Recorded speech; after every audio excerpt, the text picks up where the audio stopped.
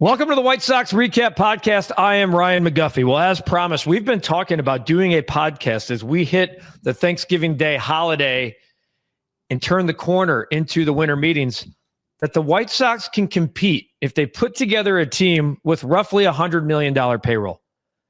Yes, I said it. They can compete for that wild card-ish spot, the Cincinnati Reds of 2026. The question is, will they? Right now, as we sit here, they have $37.1 million on the books. 37.1. Now, this is pre-arbitration, and Brian Anderson and I are going to get into it. It's Luis Robert and Andrew Benintendi. That's the money committed. I see a path by spending wisely that a $100 million payroll could push this thing forward into 2026. I don't care about 2027 right now. The Sox made a flurry of moves this week. They dumped some veteran arms. They acquired some promising young talent. We're going to get into what those moves might mean. And Chris Getz said, no, we are not shopping Luis Robert. ... Or are they? It's all going to be on this edition of the White Sox Recap Podcast. But first, a note from Sinus and Snoring MD. Fall allergies, they're in full swing. Ragweed, mold, dust can trigger congestion. Cap was a snorer. Then his wife, Mindy, was like, dude, you can't keep doing this. There's no way I'm going to stay in this bed with you. You got to go see our friends at Sinus and Snoring MD.com. Their advanced treatments and procedures actually fix the problem so you can breathe better, sleep better, feel better. Don't let the cold weather hit just yet. It's not cold yet. Start the season the right way. Visit sinusandsnoringmd.com today or call 847-886-0875 with locations in Oak Creek, Kenosha, Mount Prospect, Lombard, and monthly Elgin pop-ups. sinusandsnoringmd.com. Time to see how the White Sox can compete with a $100 million payroll. That's right. I said it. $100 million. Brian Anderson joins me on this edition of the White Sox Recap Podcast, and it starts right now.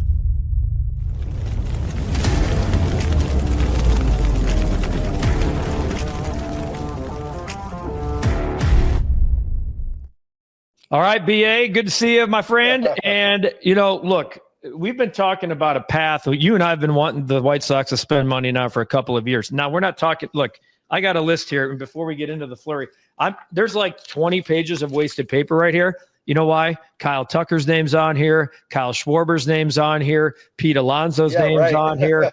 None of this means anything. We don't need these. I'm being realistic. These pages don't matter. I'd like the White Sox to add Kyle Schwarber, but damn it, I'm trying to be realistic and tell you that there's a path to competing in 2026. But before that, the White Sox made a flurry of moves this week to their roster. They added a few names to their 40-man, a few intriguing names. And I would say all of the moves that they made this week are intriguing. To me, they signal something more. They shipped out Steven Wilson and Yoendis Gomez to the Tampa Bay Rays for Everson Pereira and Tanner Murray, promising prospects. Pereira specifically was once the Yankees' top prospect. He's had a cup of coffee in both the New York and Tampa Bay organizations, hit under 200. He's got some good power.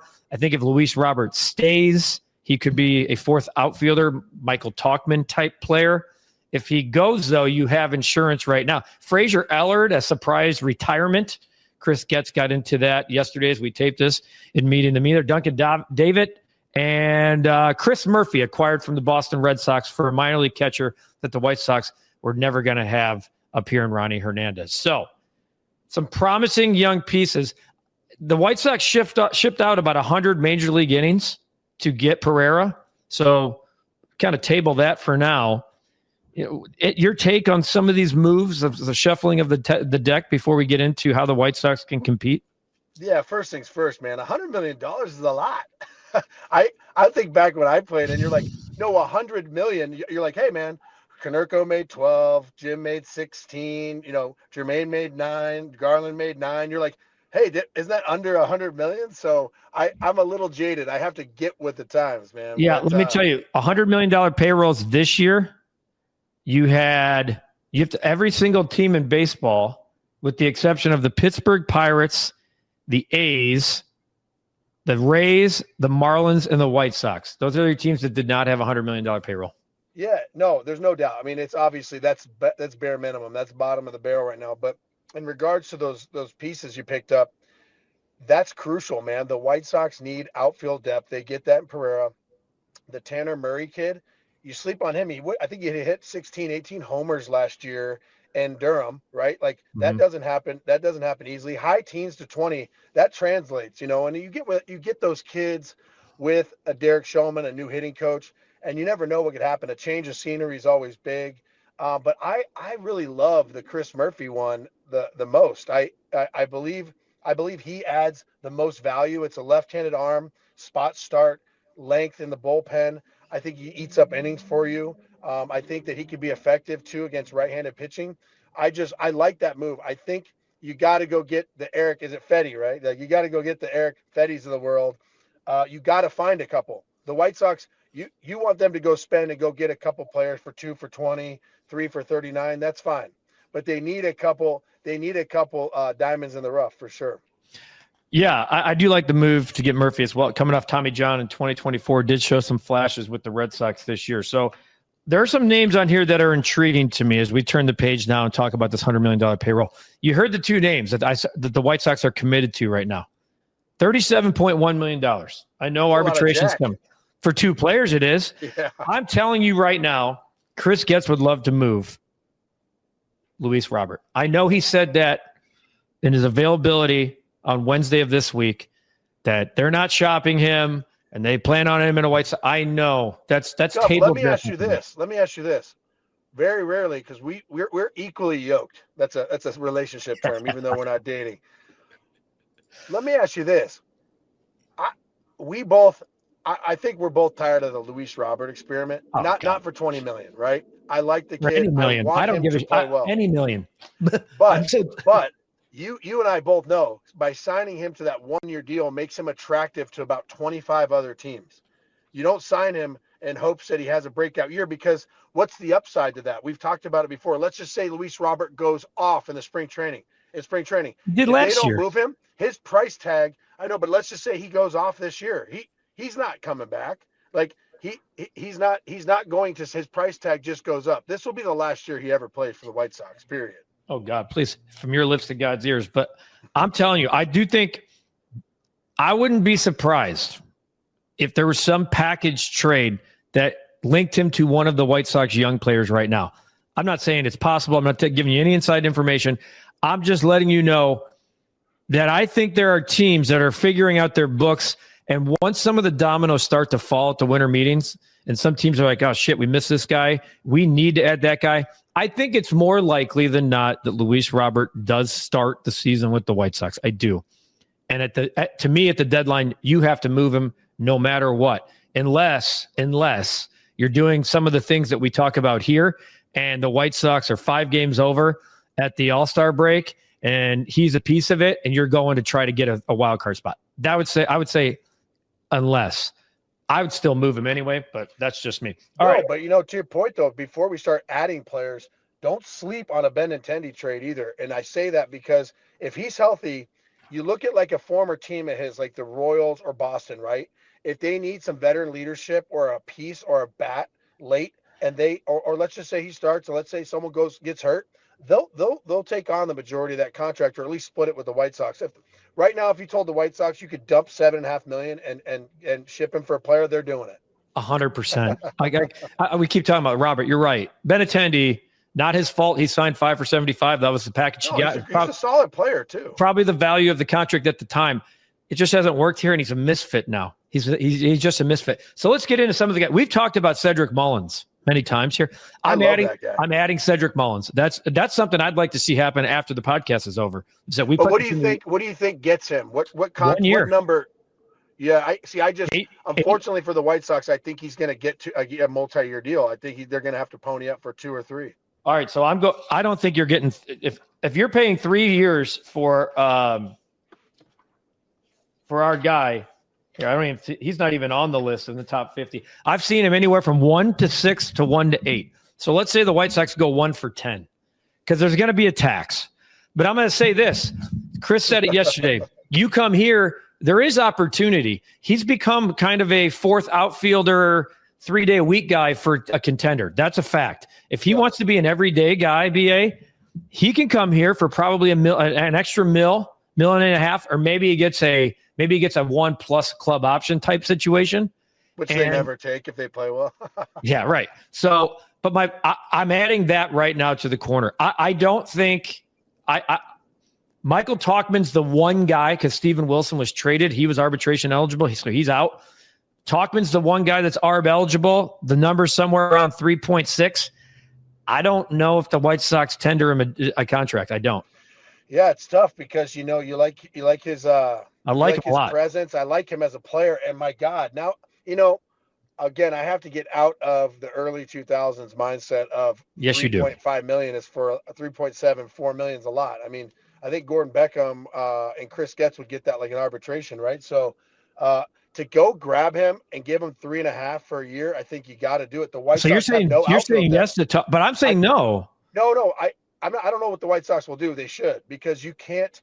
A left-handed bat that hits 10 to 15 homers, you got to keep it. I'm just worried about his long-term health. I am. He was banged up a little bit last year. But if I'm giving you a scenario where you got Pereira in the trade, an athletic center fielder type that could replace Luis Robert tonight, you add a corner outfielder in Cedric Mullins, tell me where Tauchman plays. I don't. Well, you know where he plays. He plays because the White Sox have not had the same lineup since Nam. Like they shuffle the lineup so much because they had to in order to find ways to win games. Like you just said with the Cedric Mullins thing, you come here because you're gonna play.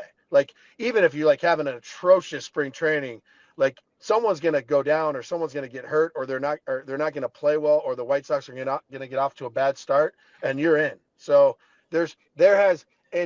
in 2 major league seasons, there has never been a better time to get an opportunity for a Major League Baseball player or a minor league baseball player in an organization.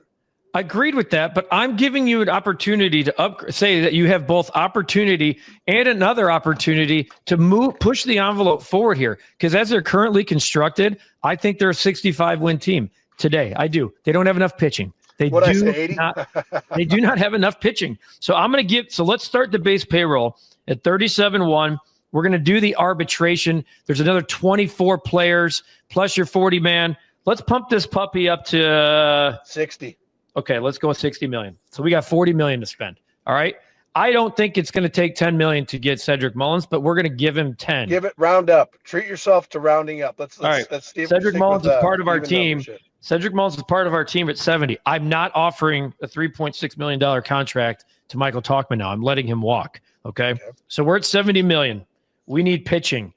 I am in the market. There's a couple of guys that I really was interested in prior to the qualifying offer. We've seen more guys accept the qualifying offer than in recent years due to probably pending labor issues in 2027. Also like a Jock Peterson, he's taking that because he hit a 150. Well, there's some of that, like Shota Imanaga taking the 22-1, punch the Cubs right where in the balls.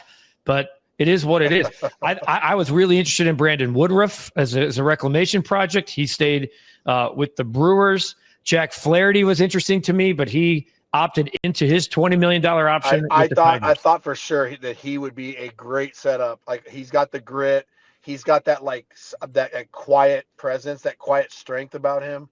And man, I really wanted to see him in a White Sox uniform.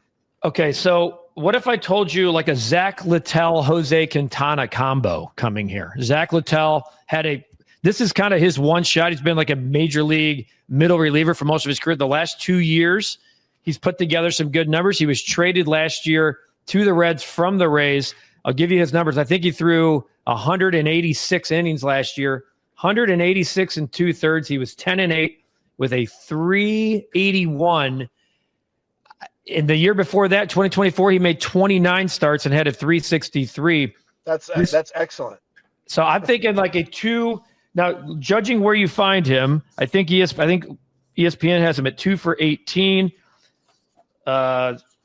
Trade Rumors has him at 2 for 24. Somewhere in that market. Well, in order to siphon off a little bit of that on the front end, what about a 3 for 21 for that guy? That I think he's going to get more. I think you're giving him more years and less AAV. I think you're going to get. this might be his opportunity to get paid.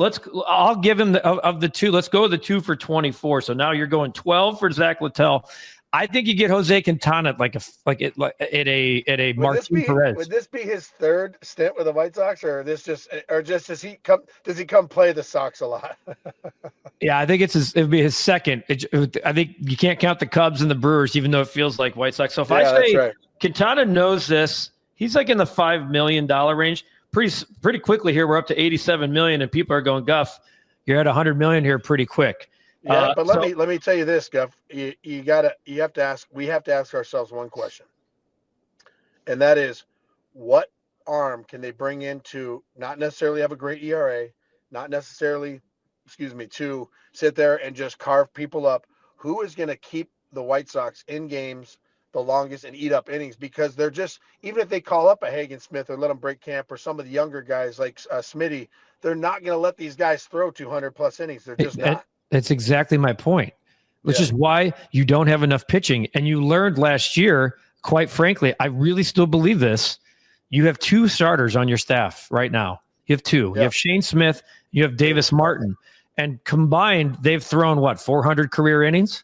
Yeah, so over 3 years. So I think there's some. Sean Burke is he's interesting. He walks a lot of guys. I think Jonathan Cannon is probably better suited for a back end of the bullpen. Yeah, because his stuff. If you could tell me Jonathan Cannon can lock in like the 7th, okay.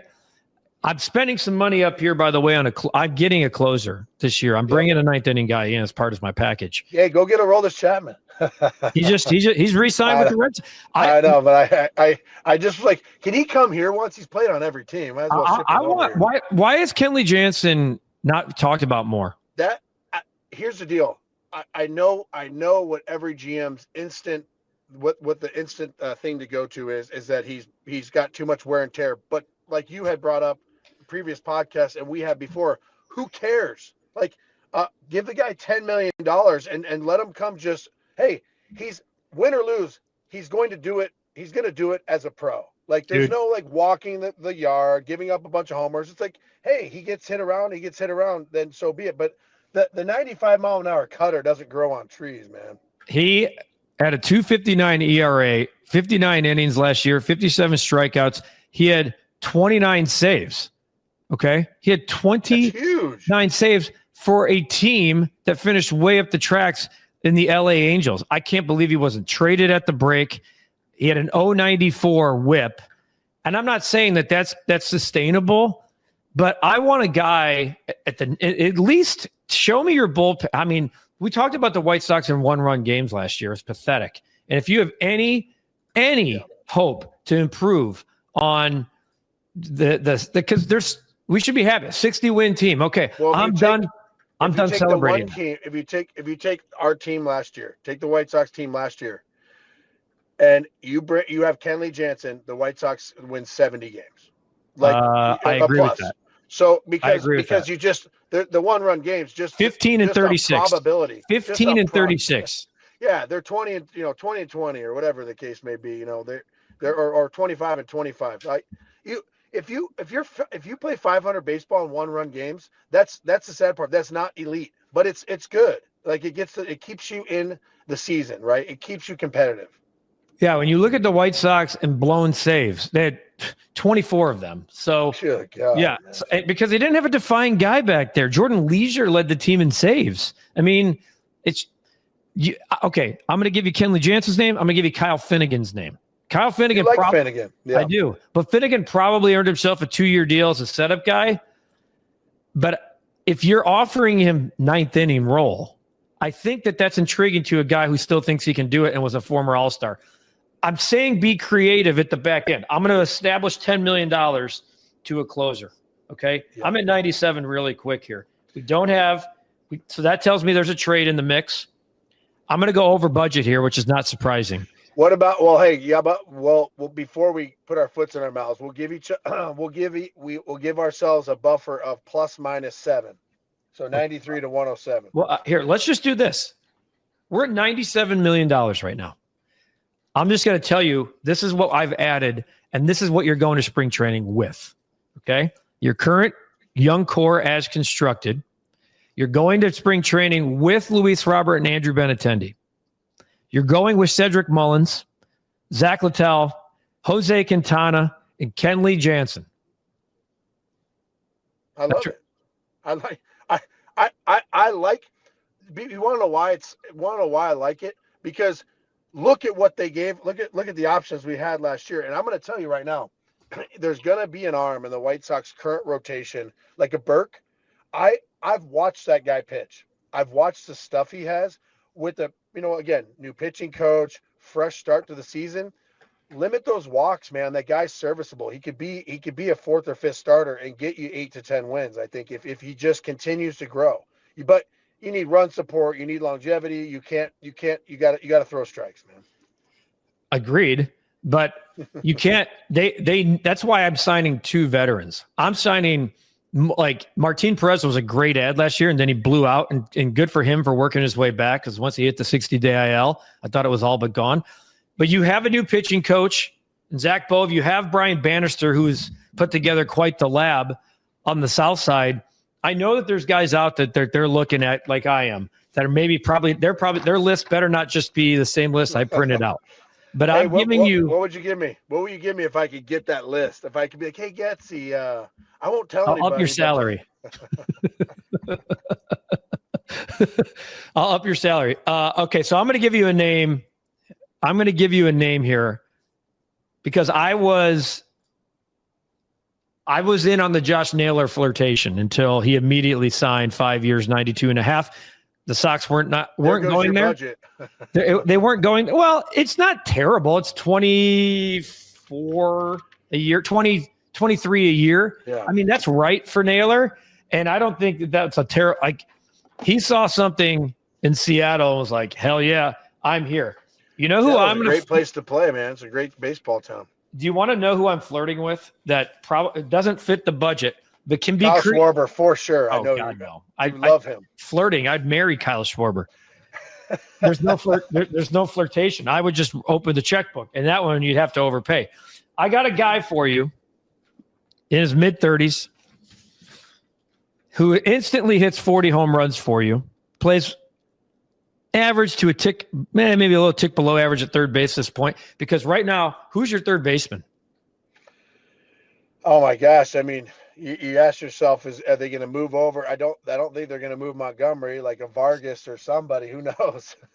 I mean, I think with the addition, Vargas can't play third. I at this point, I don't know, but I'll tell you this. I think that's probably why they acquired that Tanner Murray kid. I think he plays everywhere, and it gives them some options if they have to throw a Mydroth over there.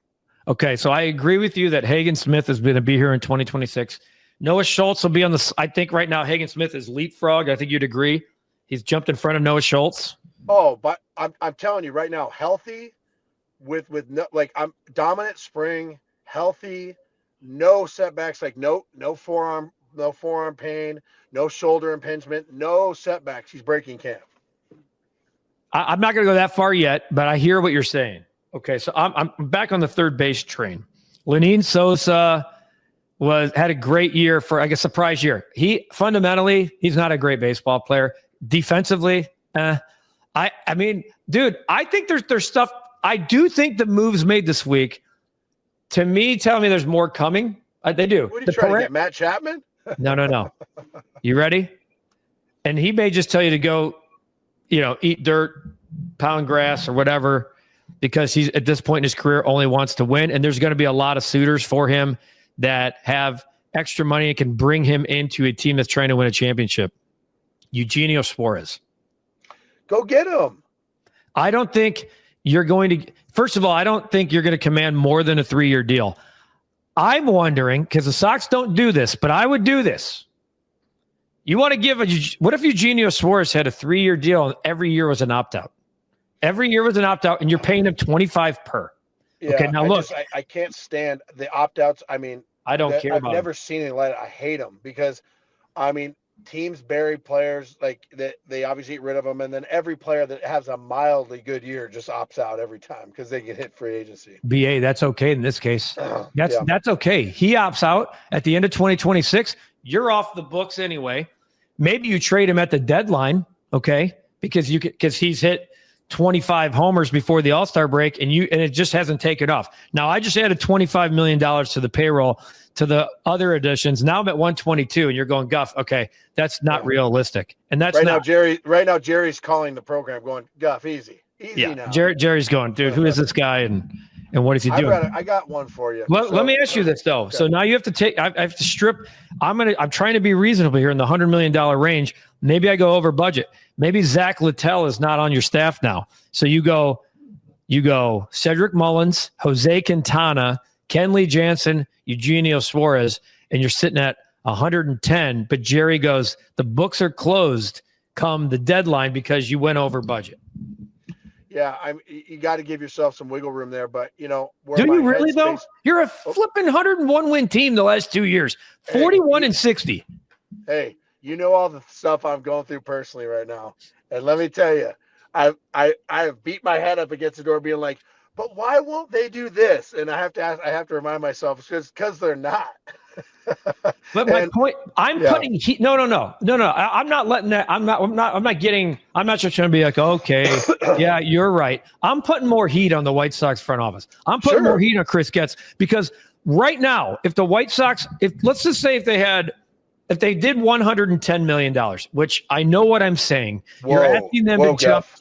I'm asking them to jump $30 million from last year in payroll. $30 million, which, by the way, that's not a lot. Okay, thank you. That's my point. $30 million, okay? And you know where that would rank them in payroll for 2020, if you were on the 2025 payroll? You know where that would rank them? Put them like 20. It'd probably put them 29th. It would put them 26th.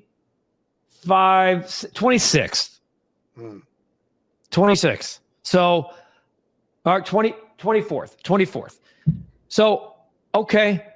They were 30th last year. I'm asking you to move up 6 spots. Or let's go with the $97 million option, and you're keeping Lenyn Sosa, and you're just plug and play and patch and play at third base. I don't like that move. It's too valuable a position to do that. And now we're in the $97 to $100 million payroll, which is where this podcast promised you we would be at the start. And now your payroll in 2026 is less than the Cleveland Guardians, is less than the Washington Nationals, is less than the Sacramento A's. That's not true. The Sacramento A's is still taller. The Sacramento A's is still TBD. But you're less than those organizations. You've jumped in front of the Miami Marlins, just a tad bit in front of the Tampa Bay Rays. I could say this is another place to get creative. Re-sign Adrian Hauser. You mentioned Eric Fedde. Re-sign Eric Fedde on a 1-for-6 or something. Why would they not? Is he still available? He is. Oh, yeah. Why would you not bring that guy back? So now is go overseas. Go grab. You're trying to tell me there is an overseas guy, Ponce or something like that. Yeah. There's not one guy for $8 million you can't go snag. No, there is. So let's get rid of the multi-year commitment to Littell and bring back faces Jose Quintana, Fedde or Hauser-ish. Why is Hauser not in a White Sox uniform? Like he's like, what else did I have to do to not justify another? So now by signing Hauser, we knock off $5 million of our payroll. Now we're at 90. Now we're at 90. Why? I don't know if you're going to need to give him a 2-year deal. I know, but no, I don't know. Don't just hand out 2-year deals.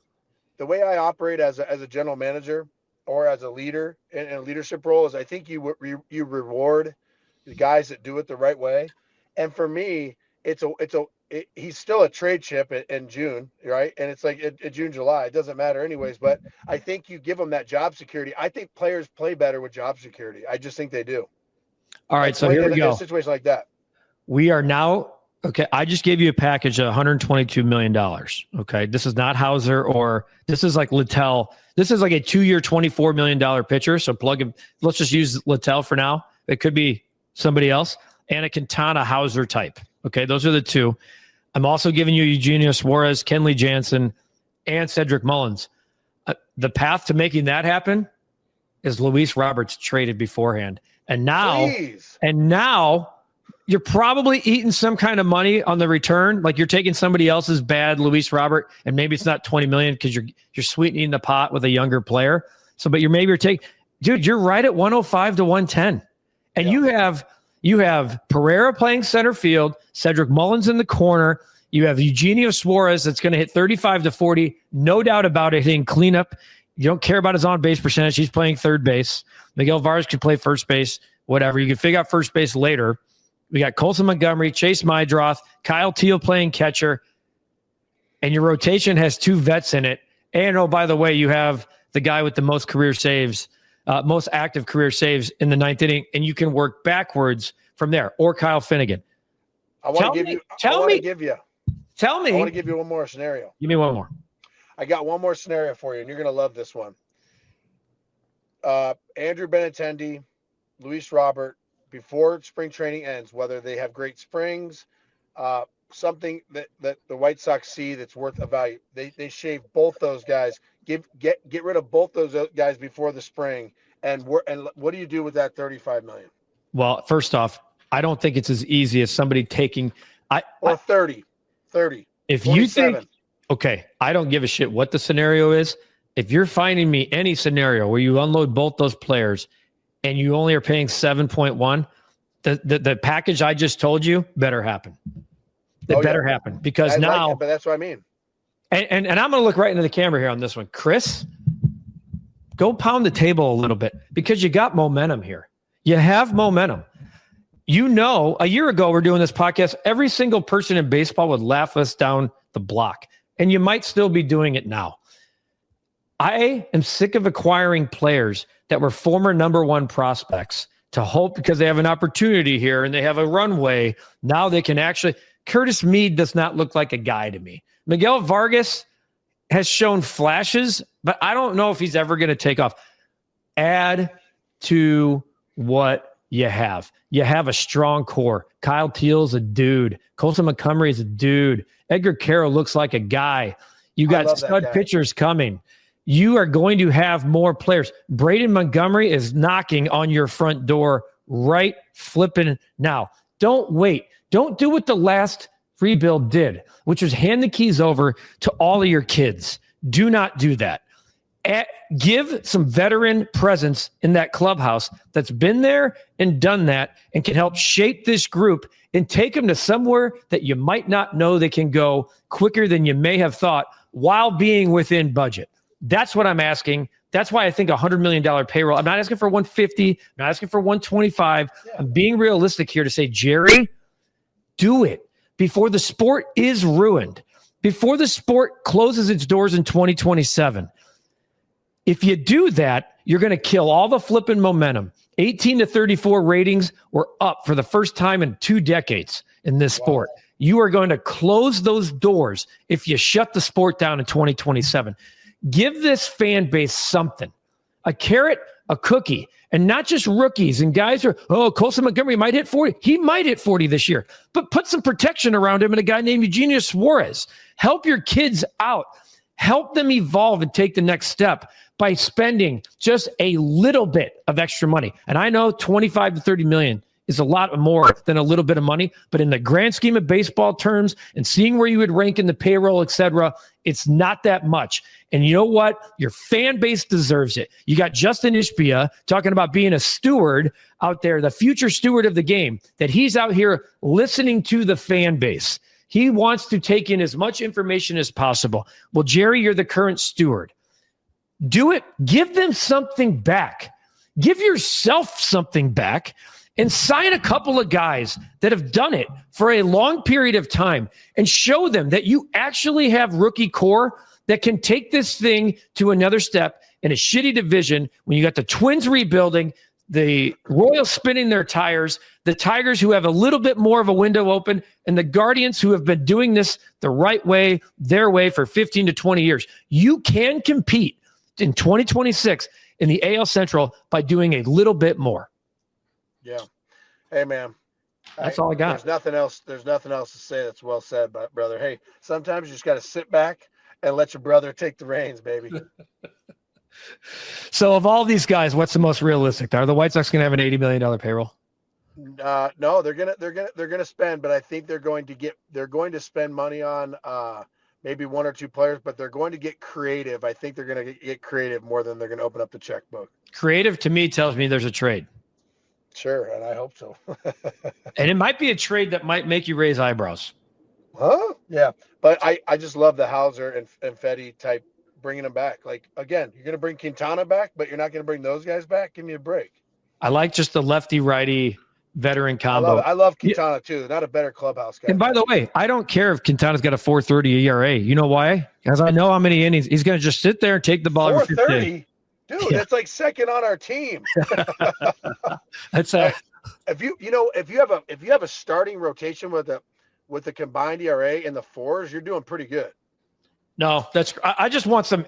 I'm all about protecting the assets, and you got some assets in your starting staff, and you need to protect them with some veteran arms. And adding one Martin Perez to me is not enough. Every GM in baseball, whether you're going to win 60 or lose 60, will tell you need 8 to 12 to 15 pitchers. Look at how the Dodgers have done it. Blake Snell went out and pitched in the postseason like he was Cy Young again because he didn't throw a lot of bullets in the regular season. I know I'm not comparing the Sox to the Dodgers, but they see the value in adding depth to the rotation, and the White Sox need to do that, and I would love it if there was a closer in the background. I think we got it. I think we got it figured out. We're getting rid of. I'll ping Getsy right now. I'll be like, Kenley Jansen, please. By the way, please. I please give me Kenley Jansen. I think that there's going to be a market of teams that are in the like. If I'm the Cubs, I don't know why they wouldn't sign Kenley Jansen, but Kyle Finnegan. I want a guy when I flip over the back of the baseball card that has career saves, and I'm not talking about 3. I'm talking about like 78 or 412. I think whatever. Do you realize, like, we spent a podcast last year saying, like, who will have the most saves for the Sox? We're like 7. And it was. But that just goes to show you, man. Like, come on, man. Like, you got to have someone with 20 to 23. Like, I mean, that's just bottom of the barrel. Check out Sinus and Snoring MD. If you're a snorer, sinusandSnoringMD.com is your place to go. Their advanced treatments and procedures actually fix the problem so you can breathe better, sleep better, and feel better. If you're a fall allergy person like me, my God, get it done. SinusandSnoringMD.com. Start your season the right way. 847-886-0875. I'm looking forward to seeing what happens. We've started to see some of the dominoes fall here. You know, not just Josh Naylor. Iglesias re-signed with the Braves.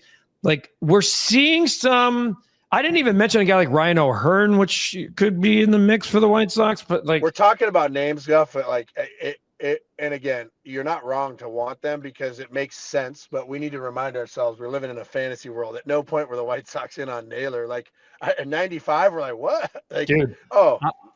He's a great addition, though. I like the idea of at least calling Josh Naylor. I'm flirting hard with Eugenio Suarez. I want to know I want to know, like, get a good sense on what that market is. If he's like for certain getting 3 full years at 75 plus, you probably let him walk. But if there's a scenario where he's a 2-year with a high AAV or 2-year or opt out, stop being so old school, dude. Don't be afraid to give opt outs. Don't be afraid to throw a little deferred at the back end. Be creative to get to your budget number and have a shot here to go, our projections say 78 to 84. I'm curious like a cat if you're doing that. If you're adding these names and we're going to Glendale, BA, book a flight, dude. I'm going with you. Yeah, right. I got Cap's credit card, man. I'm flying out for spring training. Best believe that. Oh, this was a good episode. I feel like I got what I needed to get off my chest. Therapy has been a very common term for you and I lately. Yeah, I tell you what, I'm therapied out. I'm theraped. Well, I better let you go because I think you have another appointment to get to. Yeah, only 3 hours, man. I mean, like, I have to call my mom daily. I'm like, am I that messed up? This is the White Sox Recap Podcast. He's Brian Anderson. I'm Ryan McGuffey. We're here for you each and every week or when White Sox news breaks. Appreciate you listening here and watching on YouTube. And if you don't already subscribe to the channel, what are you doing? What are you waiting for? We have a membership now too. You can do that by clicking the join button and make sure you click that notification bell because every time a new episode drops, bing, you get the notification that you get to see these two goofballs each and every time. And for those of you who listen on audio only, we're here for you always as well. Apple, Spotify, and wherever you get your podcast. Next week is Thanksgiving. BA, thankful for you, brother, to have you in my life. I love having you as a podcast partner, but your friendship means even more than that. So you too, pal. Yeah, for BA, for Guff, we appreciate you listening to this edition of the White Sox Recap Podcast here on the Recap Network. Chris, get out the checkbook. Let's go.